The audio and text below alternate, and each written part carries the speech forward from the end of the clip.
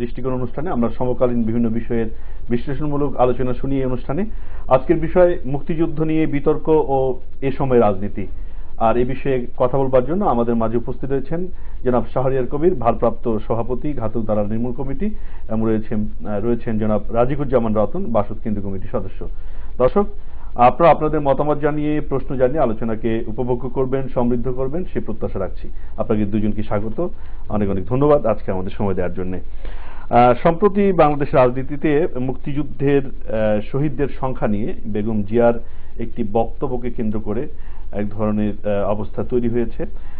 এটিকে কেন্দ্র করে আমরা দেখেছি যে বেগম জিয়ার বিরুদ্ধে রাষ্ট্রদ্রোহী মামলা হয়েছে এবং তার বিরুদ্ধে সমন জারি করা হয়েছে। বাংলাদেশের তিনবারের প্রধানমন্ত্রী, একটি জোট এবং দলের নেতা, তার বিরুদ্ধে রাষ্ট্রদ্রোহীর এই মামলা, এটি অনেক গুরুত্বের সাথে অনেকে নিচ্ছেন, ব্যাখ্যা বিশ্লেষণ করছেন। বিশেষত 21শে ডিসেম্বর ইঞ্জিনিয়ার্স ইনস্টিটিউটে মুক্তিযোদ্ধাদের সমাবেশে বেগম জিয়া বক্তব্য রেখেছিলেন শহীদদের সংখ্যা নিয়ে। আমি একটু আলোচনার শুরুতে একটু কোট করতে চাই। তিনি সেই সমাবেশে বলেছিলেন যে মুক্তিযুদ্ধে শহীদদের সংখ্যা নিয়ে বিতর্ক আছে। আজকে বলা হয় এত লাখ লোক শহীদ হয়েছে, এটা নিয়েও অনেক বিতর্ক আছে। তিনি বাংলাদেশের বঙ্গবন্ধুর নাম উল্লেখ না করেই তিনি উল্লেখ করেছেন তিনি বাংলাদেশের স্বাধীনতা চাননি, তিনি পাকিস্তানের প্রধানমন্ত্রী হতে চেয়েছিলেন। জনাব শাহরিয়ার কবির, আপনাকে দিয়ে শুরু করতে চাই। মুক্তিযুদ্ধ নিয়ে আপনি দীর্ঘদিন থেকে কাজ করছেন, মুক্তিযুদ্ধের চেতনার পুনঃপ্রতিষ্ঠার আন্দোলনে আপনি নিয়োজিত আছেন। 71-এর ঘাতক দালাল তাদের বিচারের জন্য আপনি সোচ্চার কণ্ঠ। আমরা দেখছি যে যখন ঘাতক দালালদের বিচার চলছে, তাদের অপরাধের দণ্ডিত রায় কার্যকর হচ্ছে, তখন বেগম জিয়া ডিসেম্বর মাসে একটি মন্তব্য করলেন। সেটিকে আপনি কিভাবে দেখছেন? বিশেষত তার বিরুদ্ধে রাষ্ট্রদ্রোহী মামলা হয়েছে। আমরা তখনই খুব ক্ষুব্ধ প্রতিক্রিয়া ব্যক্ত করেছি, তীব্র নিন্দা করেছি। এর 3 দিন পরে আমরা সংবাদ সম্মেলন করে বলেছি যে পাকিস্তানিরা এই কথাগুলো 72 সাল থেকে বলছে। মুক্তিযুদ্ধকে অস্বীকার করা, গণহত্যা অস্বীকার করা, এখানে মুক্তিযুদ্ধ হয়নি, গৃহযুদ্ধ হয়েছে, 2 ভাইয়ের মধ্যে একটা গন্ডগোল, এটাকে গন্ডগোল বলা এবং আসো আমরা ভুল স্বীকার করি এবং ক্ষমা করি, ভুলে যাই, এগুলো পাকিস্তানিরা প্রথম থেকেই বলছে। এবং তারপরে আমরা দেখলাম যে পাকিস্তানি যে বয়ানগুলো, পাকিস্তানে যারা ইতিহাস লেখেন বা আমাদের দেশেও পাকিস্তানপন্থী যারা আছেন, তারা এগুলো বলা শুরু করেছেন। বিশেষ করে 75-এর পর থেকে আপনি দেখবেন বেশিরভাগ সময় বাংলাদেশ কিন্তু শাসিত হয়েছে পাকিস্তানপন্থী মৌলবাদী সাম্প্রদায়িক ওই যুদ্ধাপরাধী তাদের জ্ঞাতি ভাই এদের সহযোগীদের দ্বারা। ফলে ওই সময় একটা বয়ান তৈরি হয়েছে এরকম যে 71 গন্ডগোলের বছর, এবং ওই পাকিস্তানে হানাদার বাহিনী বলা যাবে না, পাঠ্যপুস্তকে হানাদার বলতে হবে। ভারতীয় মিত্র বাহিনী বলা যাবে না, ভারতীয় বলা যাবে না, মিত্র বাহিনী বলতে হবে। তো এগুলো তো আমরা শুনেছি, কিন্তু 3বারের প্রধানমন্ত্রী বেগম খালেদা জিয়া যখন ডিসেম্বর মাসে এই কথা বলেন, কখন? যখন দুজন শীর্ষস্থানীয় যুদ্ধাপরাধীর মৃত্যুদণ্ড কার্যকর করার পর পাকিস্তান একটা তীব্র প্রতিক্রিয়া ব্যক্ত করেছে এবং পার্লামেন্টে বলেছে এ ধরনের কোনো গণহত্যার ঘটনা ঘটেনি। সেই সময় তিনি যখন প্রধানমন্ত্রী ছিলেন এরকম কথা কিন্তু তখনও বলেননি। তাকে অফিসিয়াল স্টেটমেন্টে তাকে 30 লক্ষ শহীদের কথা বলতে হয়েছে, কিন্তু তিনি এখন বলছেন যে এটা নিয়ে বিতর্ক আছে। তো বিতর্কটা সেটা ঠিক আছে, শর্মিলা বোস বা পাকিস্তানি যারা আছে তারা করুক, জামাতে ইসলামী করুক এই বিতর্ক, পাকিস্তানের আইএসআই যারা ভুক্তভোগী পেরোলে আছে তারা করুক, বেগম জিয়া কেন এই কথাটা বলবেন? সেজন্য আমরা বলেছি যে ইনাফ ইজ ইনাফ, যথেষ্ট হয়েছে। এটার জন্য আমাদের এখন একটা আইন প্রণয়ন করতে হবে যে মুক্তিযুদ্ধ অস্বীকার অপরাধ আইন। কারণ 30 লক্ষ শহীদের সংখ্যা তো একটা, আরেকটা যেটা বলছেন যে বঙ্গবন্ধু স্বাধীনতা ঘোষণা করেননি, জিয়াউর রহমান করেছেন, এটা বলে কিন্তু আপনি স্বাধীনতার ঘোষণাপত্রকে অস্বীকার করছেন। যে 10ই এপ্রিল মুজিবনগর থেকে যে ঘোষণাপত্রটি দেয়া হলো, যেটাকে আমরা বলি বাংলাদেশের মুক্তিযুদ্ধকে আন্তর্জাতিক আইনে, দেশীয় আইনে বৈধতা দিয়েছে, এই ঘোষণাপত্রের ভিত্তিতে মুক্তিযুদ্ধ পরিচালিত হয়েছে, মুক্তিযুদ্ধকালীন সরকার পরিচালিত হয়েছে।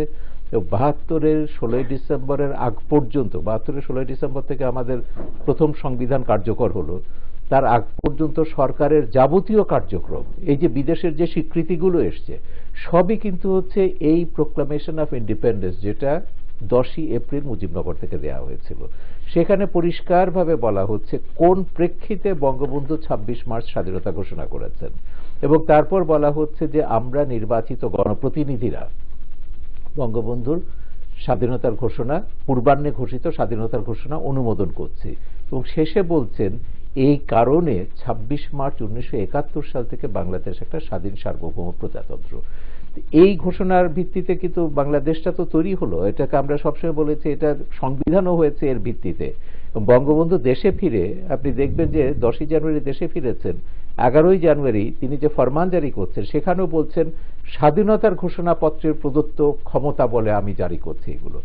এটাকে অস্বীকার করলে কিন্তু বাংলাদেশ সংবিধানের অংশ, সংবিধানের অংশ শুধু না, এটা সংবিধানের চেয়েও বড়। কারণ আপনি সংবিধান পরিবর্তন করতে পারবেন, কোন অবস্থাতে স্বাধীনতার ঘোষণাপত্রের দাড়ি কমাও বদলাতে পারবেন। আসবো আপনার কাছে রাজকুজ্জামান রতন, যে মুক্তিযুদ্ধ আমাদের এটি গৌরবময় অধ্যায় এবং এখানে অনেক ত্যাগের বিনিময়ে আমরা দেশ স্বাধীন করেছি, আমাদের রক্তদান আছে, সংগ্রাম আছে দীর্ঘ সময়।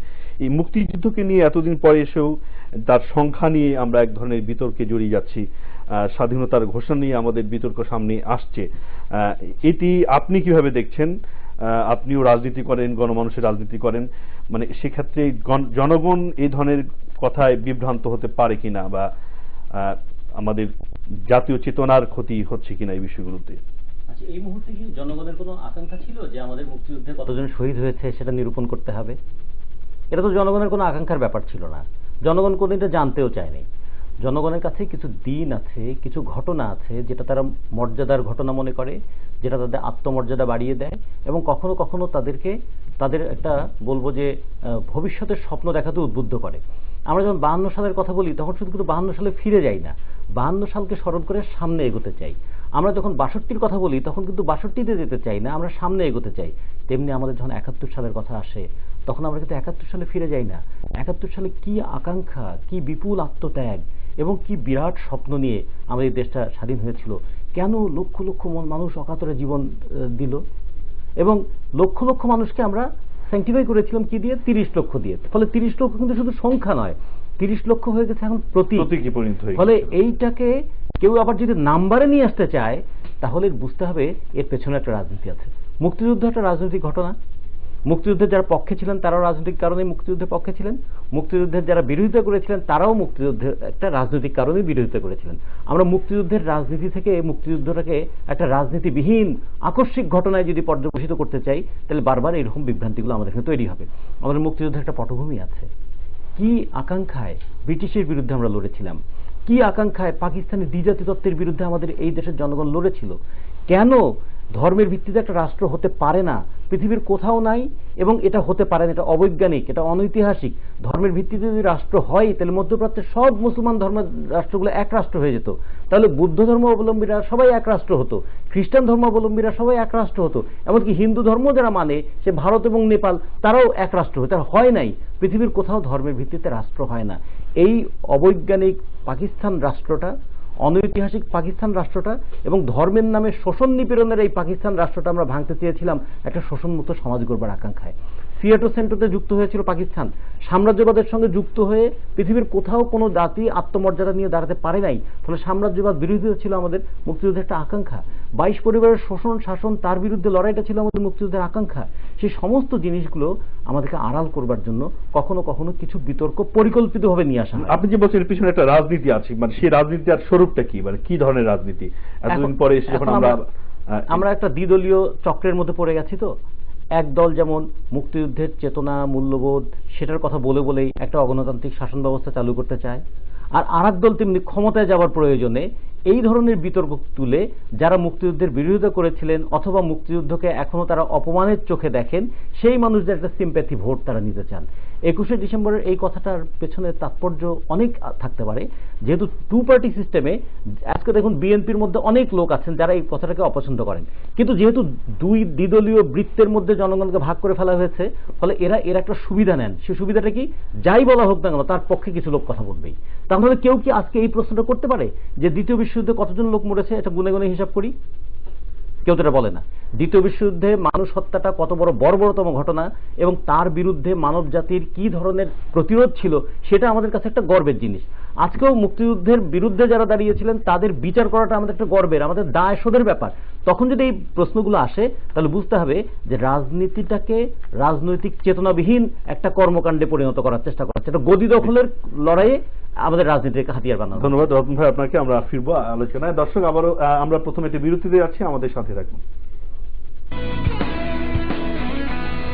দর্শক, আমরা আলোচনায় ছিলাম, দৃষ্টিকোণের বিরতি শেষে আবার সকলকে স্বাগত জানাচ্ছি আলোচনায়।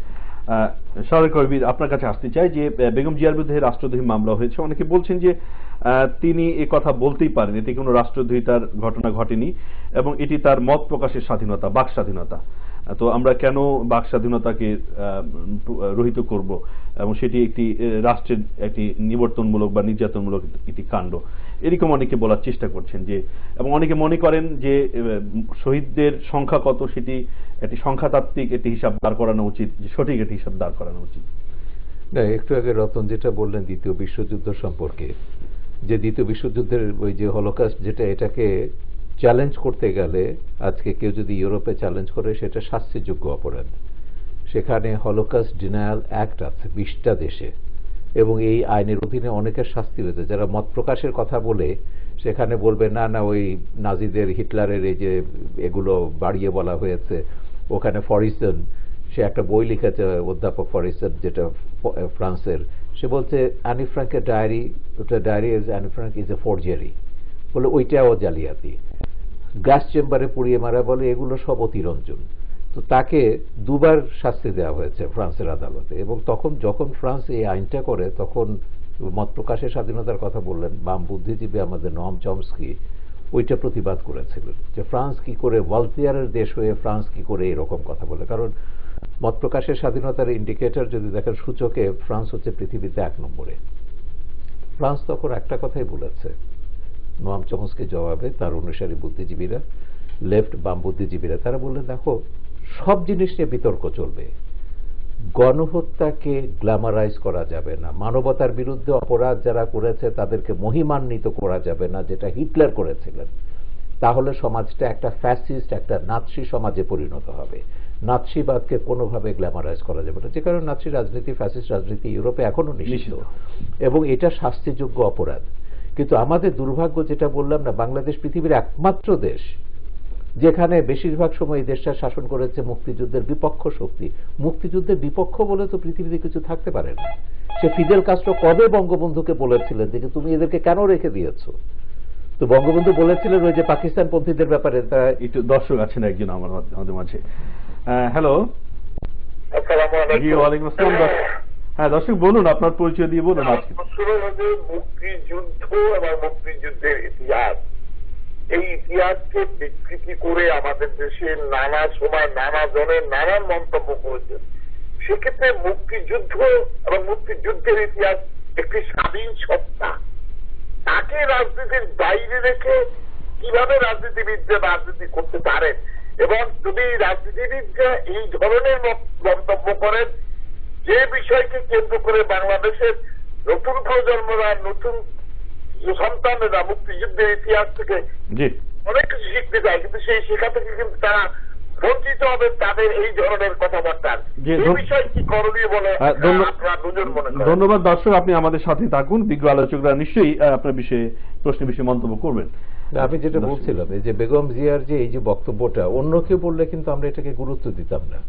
তিনি 3বারের প্রধানমন্ত্রী ছিলেন, তার বক্তব্যের একটা গুরুত্ব বহন করে এই জন্যে যে বিএনপির একটা ইলেকটোরাল সাপোর্ট আছে, 30 থেকে 35% মানুষ বিএনপি জামাতের এই জোটকে ভোট দেয়। সেইটা যদি বিবেচনা করি, তিনি তো নতুন প্রজন্মকে বিভ্রান্ত করছেন, বিকৃত ইতিহাস পরিবর্তন। মানে তিনি বিজয় দিবসে বা স্বাধীনতা দিবসে যে বিবৃতি পাঠিয়েছেন প্রধানমন্ত্রী হিসেবে, সেখানে বলতেই হবে, কারণ এটা হচ্ছে অফিশিয়াল ফিগার।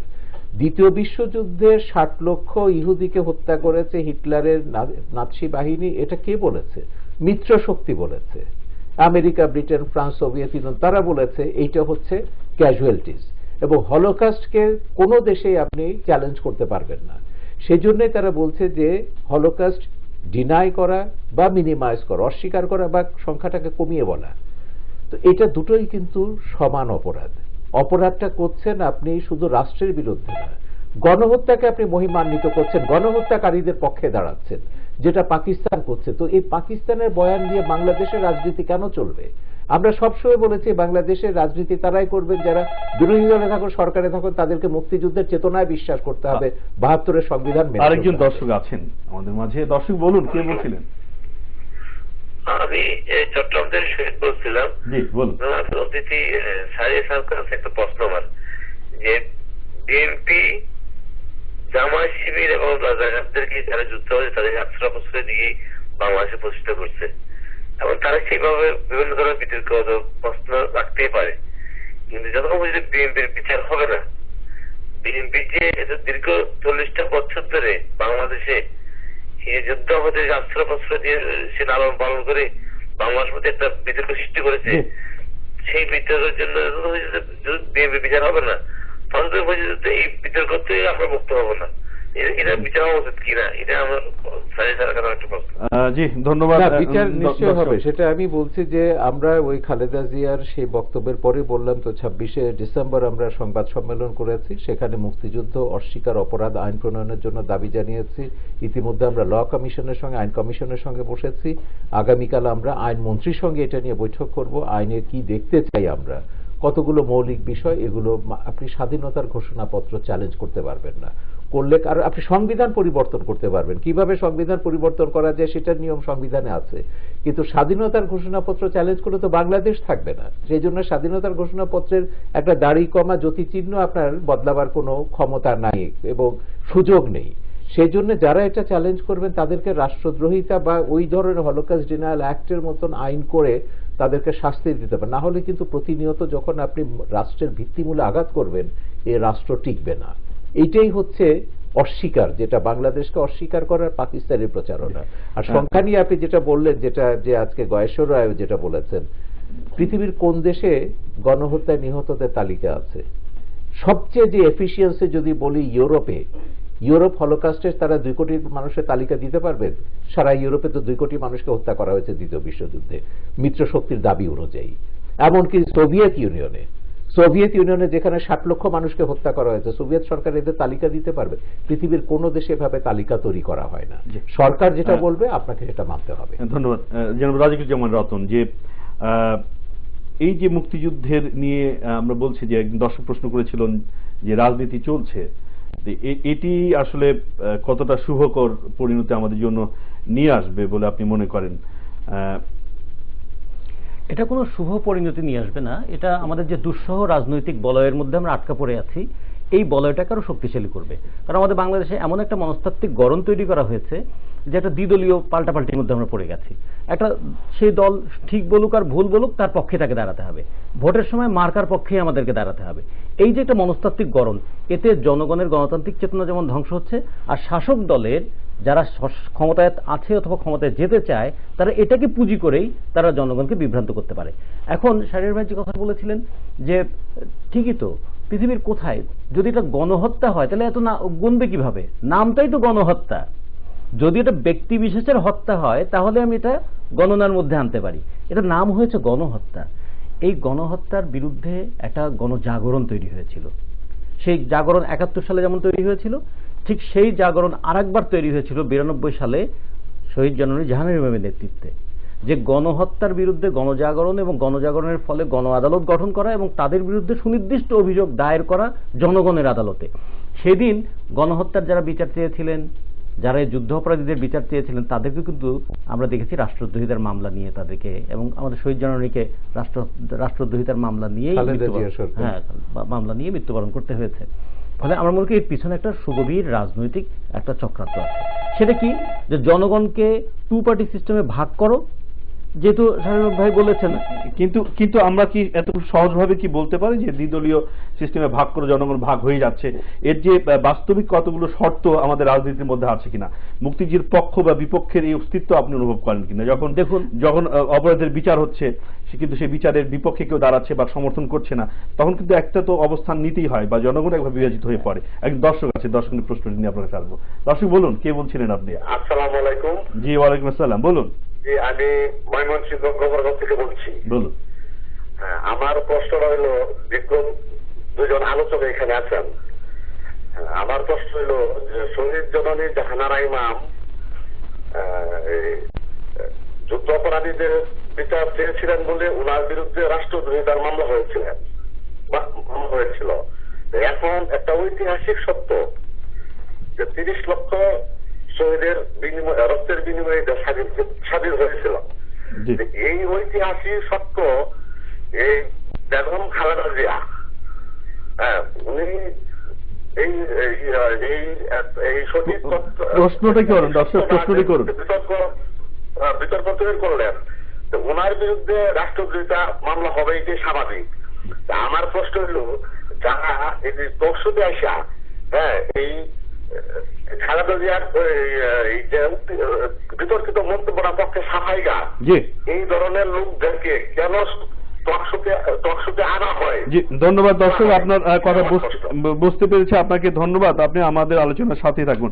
যে আমি যেমন শাহরুল কবির যে কথাটা বলছিলেন যে আমাদের দেশে যারা রাজনীতি করবে তারা সকলেই মুক্তিযুদ্ধের পক্ষে সত্যি হবে, সে বিরোধী দলে থাক বা সরকারি দলে থাক।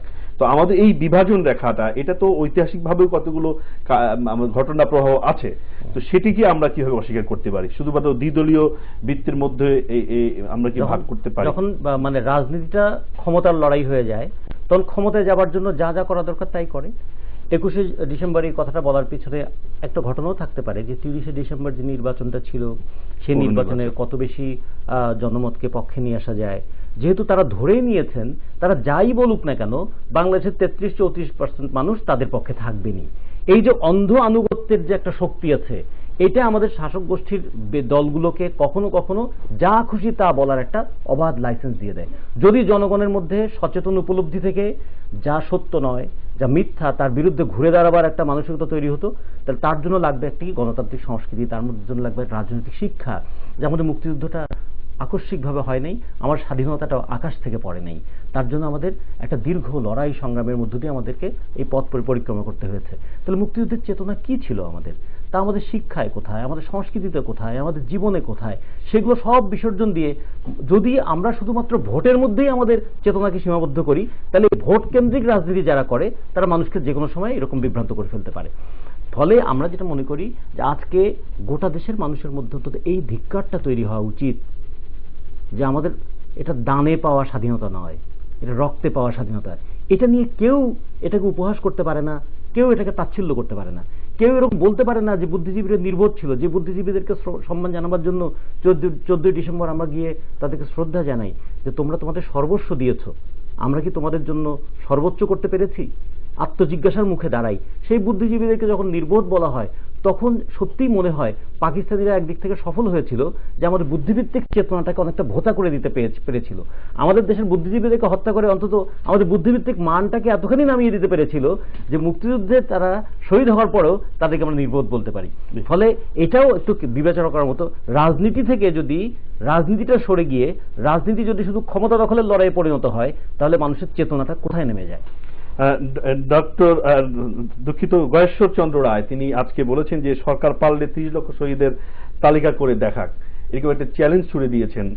মানে এটিকে কিভাবে বিশ্লেষণ করবেন? যেন শাহরিয়ার কবির, ফিরে আসবো আপনার কাছে একটু বিরতি থেকে। দর্শক, আমরা যাচ্ছি একটি বিরতিতে, আমাদের সাথে থাকুন।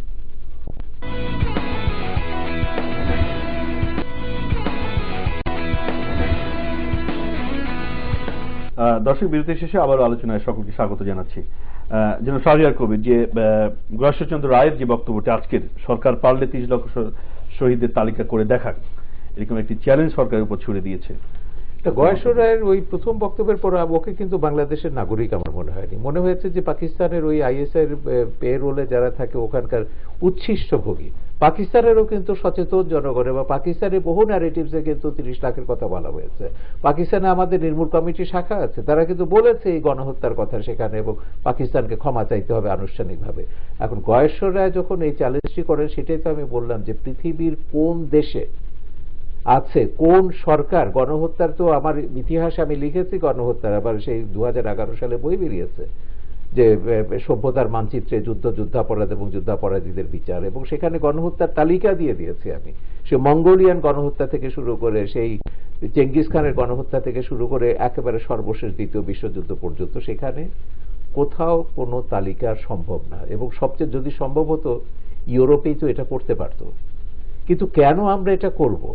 এই প্রশ্নটাই তো আমাকে করতে হবে। কেন আজকে গয়েশ্বররা এই চ্যালেঞ্জ সরকারের কাছে ছুড়ে দিয়েছে যে পাকিস্তানিদের বক্তব্যটাকে এখানে প্রতিষ্ঠিত করতে হবে, পাকিস্তানের ন্যারেটিভসটাকে এটা প্রতিষ্ঠিত করতে হবে, গণহত্যাকে অস্বীকার করতে হবে?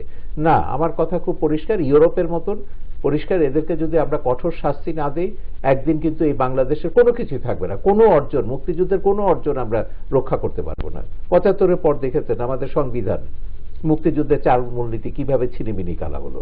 এখন সেটাই এসছে আংশিকভাবে, এখন রাষ্ট্রধর্ম, ইসলাম, বিসমিল্লাহ এগুলো রয়ে গেছে। এই লড়াইগুলো তো আমাদের করতে হচ্ছে সে আবার সেই মুক্তিযুদ্ধের চেতনার সেই সংবিধানে ফিরে যাওয়ার জন্য। কিন্তু সেইখানে যখন এই বিতর্কগুলো তোলা হয় খুব উদ্দেশ্যপূর্ণভাবে, রতন একটা কথা বলেছেন, বেগম জিয়া বোধহয় নির্বাচনকে মাথায় রেখে এটা বলেছেন 30 ডিসেম্বর তারা স্থানীয় সরকার নির্বাচন ছিল। ফলাফলটা দেখেছেন কি হয়েছে? তার এই বক্তব্যের কয়েক মাস আগে মেয়র নির্বাচন হয়েছে।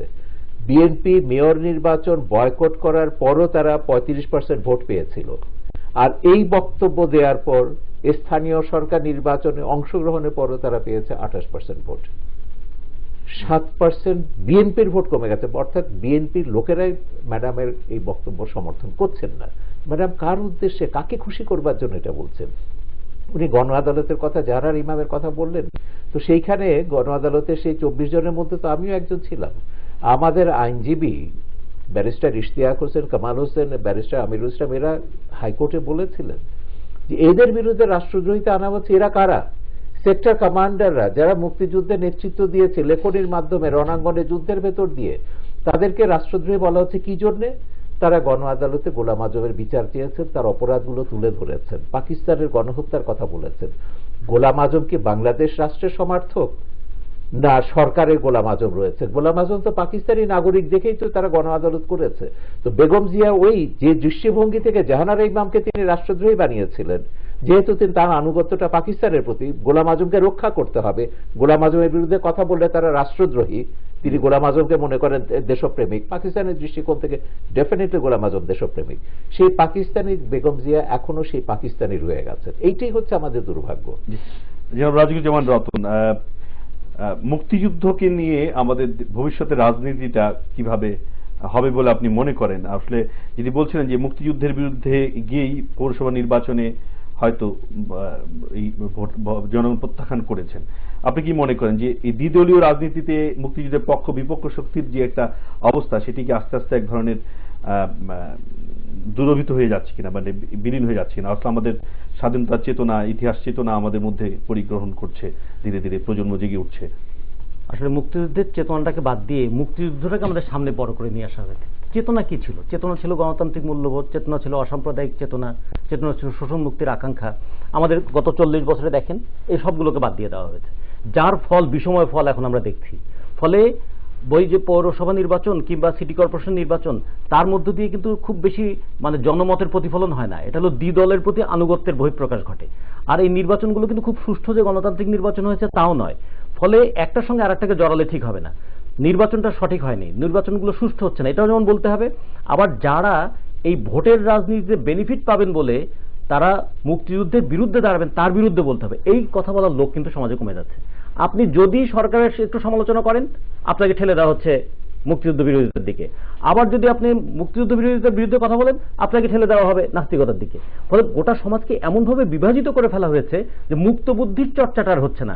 মুক্ত বুদ্ধির চর্চা যেখানে থাকবে না, সেখানে মুক্তিযুদ্ধের চেতনাও থাকবে না। ফলে আমাদের দেশটা এমন একটা জিনিস দাঁড়িয়েছে যে গদি দখলের উন্মত্ত লড়াইয়ে আমরা সমস্ত চেতনাকে বিসর্জন দিতে পারি। গদি দখলের উন্মত্ত চেতনা এমন বলে দেখুন, এখন কি বাংলাদেশের পরিস্থিতিটা কি এই শহীদের সংখ্যা গণনা করার বিষয়? এখন বিষয়টা ছিল এরকম, আমাদের বিশ্ববিদ্যালয়ের শিক্ষকরা তাদের মর্যাদার জন্য লড়ছেন, আমাদের শ্রমজীবী মানুষ তাদের বেতন কি হবে, তাদের মজুরি কি হবে। আমাদের দেশ যদি একটা মানে নিম্ন মধ্যম আয় থেকে মধ্যম আয়ের দেশে যেতে হয়, তাহলে জনগণের জীবনমান বাড়ানোর জন্য কি কৌশল নেওয়া উচিত, কি পদক্ষেপ নেওয়া উচিত। বৈষম্য যে বাড়ছে, মুক্তিযুদ্ধের চেতনার মধ্যে সবচেয়ে বড় কথা ছিল তো বৈষম্য মুক্তি। একদিকে সমাজে জিডিপি বাড়ছে, আরেকদিকে বৈষম্যও বাড়ছে। এর যে বহিঃপ্রকাশ কোন দিকে ঘটবে? ফলে এরা খুবই মানে চাতুর্যের সঙ্গে একটা জিনিস চিন্তা করেছে যে রাষ্ট্রীয় পলিসির কারণে যে মানুষ বিক্ষুব্ধ হবে, সেই মানুষকে আবার একটা বলবো যে মুক্তিযুদ্ধ বিরোধিতাকারীদের পক্ষে নিয়ে আসার একটা চেষ্টা তারা করবে। একজন দর্শক আছেন। হ্যালো হ্যালো, ওয়ালাইকুম আসসালাম। দর্শক জি বলুন। যে আমার প্রশ্ন সারিয়া কবি চারণ করছে যে আমার প্রশ্ন বলুন। এবং কিছুদিন আগে আমাদের শহীদদেরকে নিয়ে তৈরি করছে, তো আজকে স্বাধীন সার্বভৌমত্ব দেশে 30 লক্ষ শহীদের বিনিময়ে যে আমরা চেষ্টা পেয়েছি, ওই দেশে রাজনৈতিক অধিকার কি আদৌ আছে কি, বা ওনারা আমাদের বিরোধিতা করে ওনারা যে ধন্যবাদ দর্শক, যে দেশের রাজনীতি করবার অধিকার আছে থাকা উচিত কিনা। ধন্যবাদ। আমরা একটি বিরতি থেকে ফিরে আসতে চাই দর্শক, যাচ্ছি আবার একটি বিরতিতে, সাথে থাকুন।